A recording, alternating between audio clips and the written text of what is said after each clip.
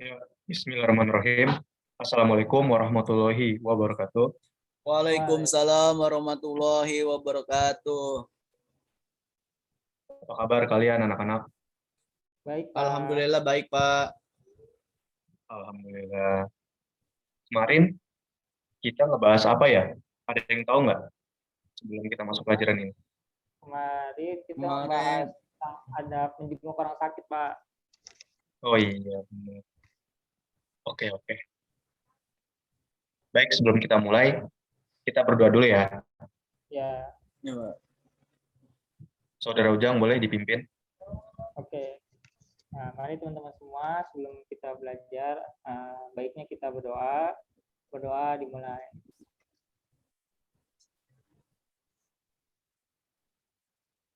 Nah, selesai. Baik. Kalian tahu nggak sih apa itu perbuatan syirik? Perbuatan syirik, belum tahu, Pak. Syirik itu, Pak, kalau saya perbuatan syirik itu adalah menyekutukan Allah, Pak. Nah, iya itu bisa. Jadi bab ini kita sekarang pelajari tentang cara menghindari perbuatan syirik. Ya. Boleh PPT-nya ditunjukkan?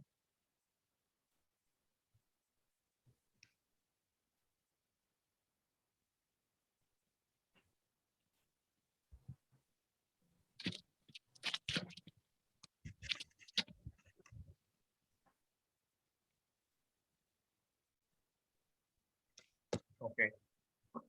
Ya, memahami syirik dalam Islam ya. Secara istilah syirik itu adalah perbuatan yang mempersekutukan Allah dengan sesuatu yang lain.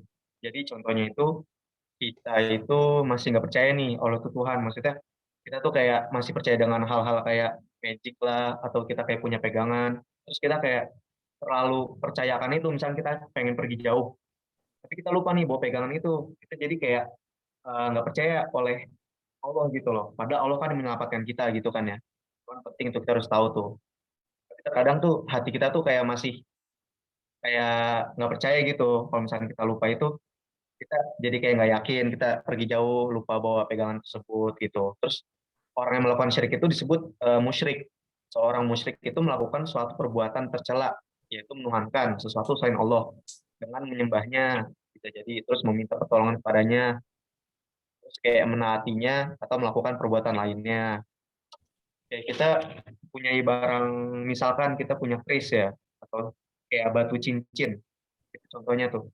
Itu kita benar-benar kayak menuhankan benda itu, sholat kita bawa, terus kayak kita kasih minyak wangi terus. Kita dengan hati itu kayak yakin nih sama benda ini tuh pustaka, terus kayak kuat nih benda ini nih yang menampakkan kita gitu. Sebenarnya nggak boleh kayak gitu ya. Aku mau tahu nih kalian nggak ada kan yang pakai-pakai jimat-jimat kayak gitu? Oh, nggak ada, Pak. Pak. Nggak ada, Pak. Alhamdulillah, jangan sampai ya. Takutnya saat kita mempunyai kayak gitu tuh kita eh, yakin kita sama Allah tuh berkurang nantinya. Gitu. Oke, slide selanjutnya. Ya, macam-macam syirik ya.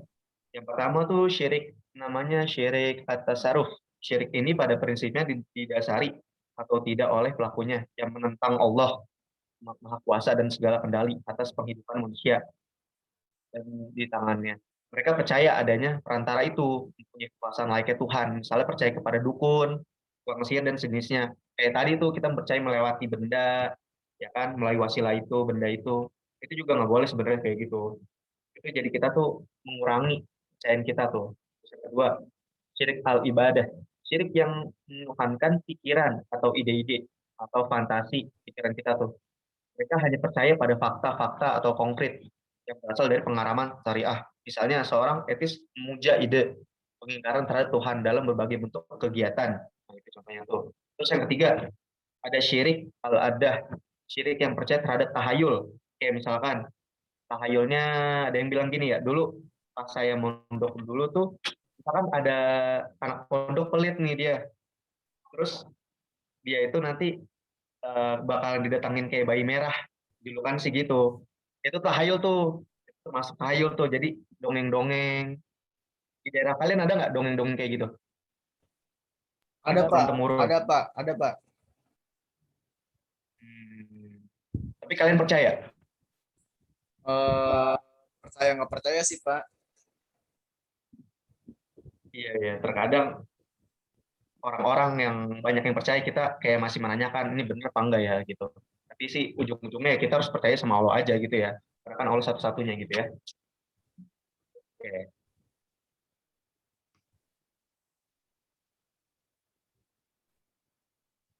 Ya, slide selanjutnya, Pres. Ya, di sini syirik itu dibagi menjadi dua ya. Ada syirik besar, syirik akbar bisa disebut. Itu memalingkan ibadah kepada Allah atau memalingkan perkara-perkara yang merupakan khususan Allah. Syirik besar itu termasuk salah satu pembatalan keislaman dan tidak akan mendapat ampunan Allah. Itu syirik besar tuh ada dua nih, zahirun jali, itu tampak nyata. Terus yang kedua itu syirik batinun, tapi sembunyi. Jadi itu ada di dalam hati. Jadi kita tuh kayak masih nggak yakin dan kita masih kayak percaya tentang hal yang lain gitu. Pas tahu contoh syirik besar tuh apa? Syirik besar itu kita ini Pak, memalingkan, memalingkan sih.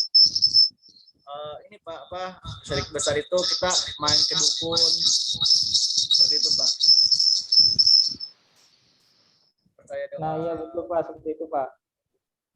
percaya dengan hal-hal yang berbau mistik Pak. Jadi kebagi dua gitu ya, walaupun kita percaya Allah tapi kita masih kayak percaya hal-hal kayak gitu dan kita jadi kayak kurang yakin pada Allah gitu ya. Iya Pak. Nah ini contohnya nih bisa bersumpah, bersumpah dengan nama selain Allah itu juga termasuk. Terus memakai jimat, itu contohnya tuh. Terus kayak memakai sihir, mempercayai ramalan-ramalan zodiak itu juga termasuk tuh. Zodiak-zodiak itu nggak boleh tuh sebenarnya tuh.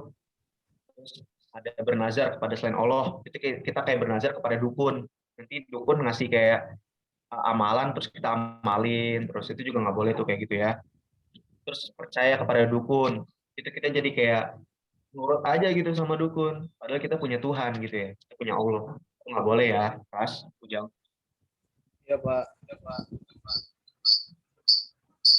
Oke, terus selanjutnya, Pas. Ya, di sini ada syirik kecil ya. Syirik kecil itu bisa menjadikan pelakunya itu keluar dari agama Islam, tapi itu mengurangi tauhid dan merupakan wasilah jalan perantaranya pada syirik besar. Jadi bisa dibilang sebelum kita melakukan syirik besar, kita bisa, biasanya sih orang syirik kecil dulu baru ke besar gitu ya. Nggak langsung besar, saya kecil-kecil dulu. Kita percayakan hal kecil, terus lama-lama jadi ke doktrin, terus ke besar. Itu nggak boleh tuh ya. Di sini disebut sih syirik kecil, yaitu bukan karena Allah Subhanahu Wa Taala, tetapi karena manusia. Kan? Terus misalnya seseorang melaksanakan sholat Tuhannya bukan karena Allah, tetapi karena manusia. Dia ingin dilihat oleh manusia, itu juga termasuk syirik. Jadi ria ya, bisa dibilang ini. Terus di depan orang-orang dia inginnya sholat, dan kelihatan tuh sholatnya kayak khusyuk. Sebenarnya dia belum menguasai gitu loh. Dan syirik itu untuk ini disebut juga dengan ya sama Syria juga. Oke, selanjutnya. Di sini ada cara agar kita bisa terhindar dari kesyirikan. Caranya nih yang pertama, kita mengikhlaskan segala ibadah dan amal soleh kita hanya untuk mencari ridho Allah Ta'ala semata. Itu kita semua, kita ikhlasin aja sama Allah Ta'ala gitu ya. Terus, mempelajari ilmu tauhid yang murni dan benar sesuai dengan apa yang diajarkan oleh Rasulullah SAW. Terus mempelajari lawan dari tauhid itu, yaitu syirik, baik itu definisinya, jenis-jenisnya, dan contoh-contohnya.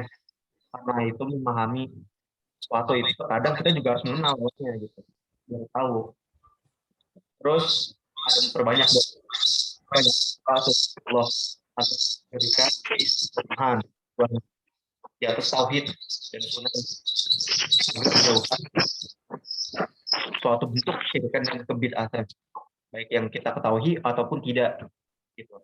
Terus bergaul dengan orang-orang yang lurus, bergaul dengan orang-orang yang soleh ya. Dalam artian tuh di sini Memang sih kita dalam pertemanan kita nggak boleh memandang itu ya. Kita berteman dengan semuanya gitu. Tapi ada angka begini, itu kita benar-benar kita ikut gitu loh ke teman-teman yang baik karena secara nggak langsung kita nanti ke bawah baik gitu kan. Dapatlah kecipratan baik-baiknya gitu ya. Oke, selanjutnya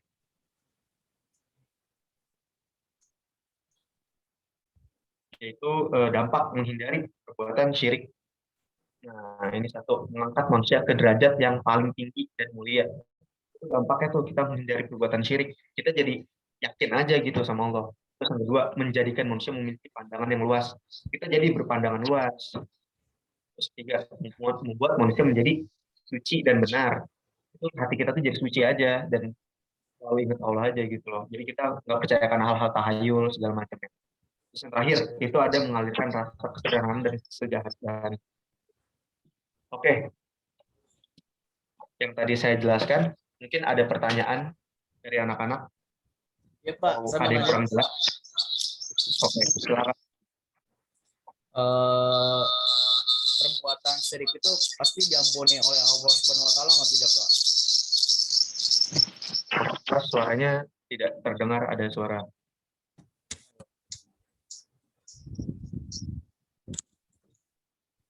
Eh, perbuatan syirik itu diampuni oleh Allah atau tidak, Pak? Perbuatan syirik ya. Itu Iya. kan bisa dibilang dosa paling besar ya, termasuk zina dan lain-lainnya. Syirik itu kan menyekutukan Allah. Tapi karena Allah itu maha baik, Allah itu maha pengampun.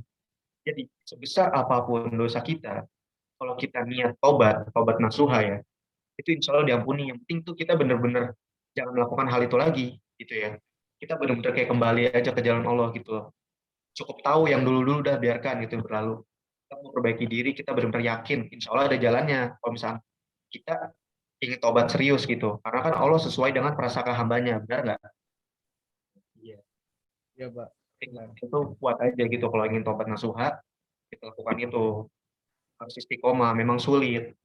Tapi di saat kita sudah berhasil, itu banyak kebaikan yang datang pastinya. Oke. Ujang ingin menanya? Tidak, Pak. Tidak, Pak.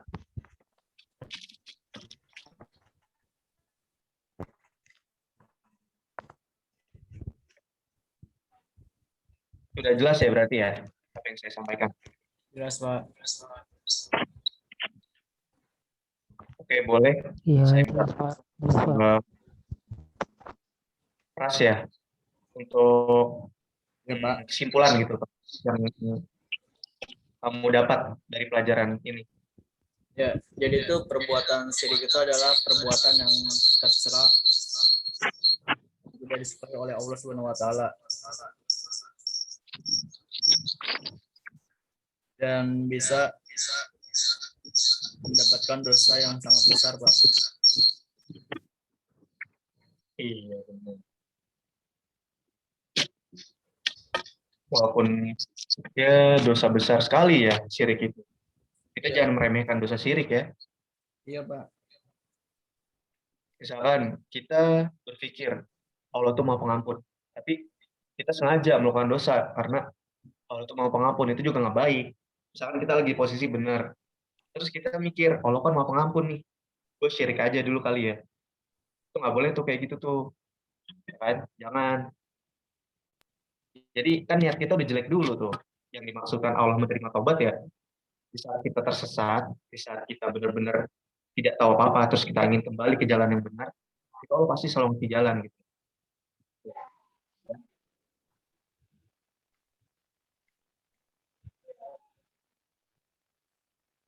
Oke,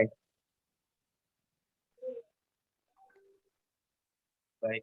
Berarti jelas ya sampai sini pelajaran kita. Jelas, Pak.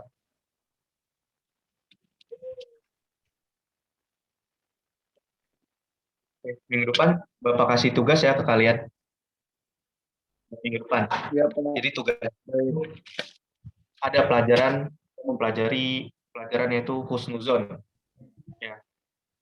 kalian baca-baca aja nanti. Nanti saya ingin minggu depan nanti kita diskusi tentang pelajaran itu, oke? Baik, Pak. Oke, boleh ditutup oleh Saudara Ujang.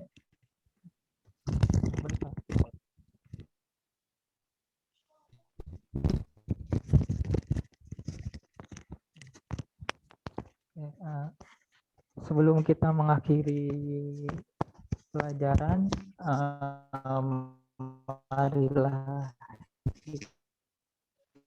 kita berdoa yang akan doa yaitu doa penutup untuk menangis. Amin. Amin. Terima kasih ya. Ya, Pak, sama-sama, Pak.